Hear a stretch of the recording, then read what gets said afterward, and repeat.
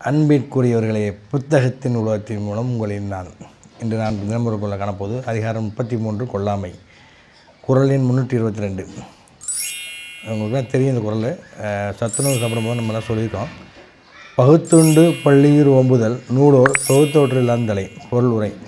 கிடைத்ததை பகிர்ந்து கொடுத்து தானும் உண்டு பல உயிர்களையும் காப்பாற்றுதல் அறநூலோர் தொகுத்த அறங்கள் எல்லாவற்றிலும் தலை சிறந்த அறமாகும் அப்படின்றார் வள்ளுவர். அதாவது நமக்கு கிடைக்கிறத எல்லோரும் கொடுத்து சாப்பிடணும், பகிர்ந்து கொடுத்து சாப்பிடணும் அப்படின்றார் வள்ளுவர். அதை சொல்கிறாங்க. பொன்மொழி. நல்ல எண்ணத்தோடு இரு, அது உன் நடத்தையை பாதுகாக்கும். வள்ளலாருங்கிற ஒரு பெரியவங்க சொல்கிறாங்க. அதனால் இன்று வாசியுங்கள், நாளை வணக்கம் கேட்டிருக்கேன். வாசிப்பை வசப்படுத்துங்கள், வாழ்வு மேம்படும், மனநலம் கூடும், சிந்தனை திறன் அதிகரிக்கும், கற்பனை திறன் அதிகரிக்கும், வாழ்வில் நீங்கள் அடைய வேண்டிய அனைத்தையுமே அடையலாம். வாழ்க்கை உங்களுக்கு வசப்படும், மனநலம் அதிகரிக்கும், சிந்தனை திறன் கூடும், கற்பனை திறன் கூடும், ஞாபக சக்தி அதிகரிக்கும்.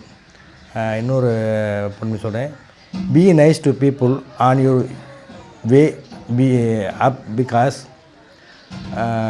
You will meet them on your way down அப்படின்னு வில்சன் மிஷன் அப்படின்றவங்க சொல்கிறாங்க. என்ன அர்த்தம்னா இருக்குது, நீங்கள் உயர போகும்போது எல்லாத்துலேயும் நல்லா நடந்துக்குங்க.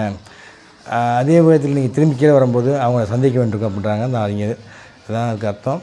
அதனால் வாசிங்க, தினசரி செய்தித்தாள் வாசிங்க. பாம்பன் கிளை நூலகத்துக்கு வந்து வாசியுங்கள்.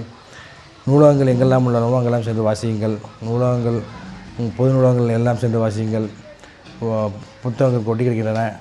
ஆகவே தினசரி செய்தித்தாள்கள் வாசியுங்கள்.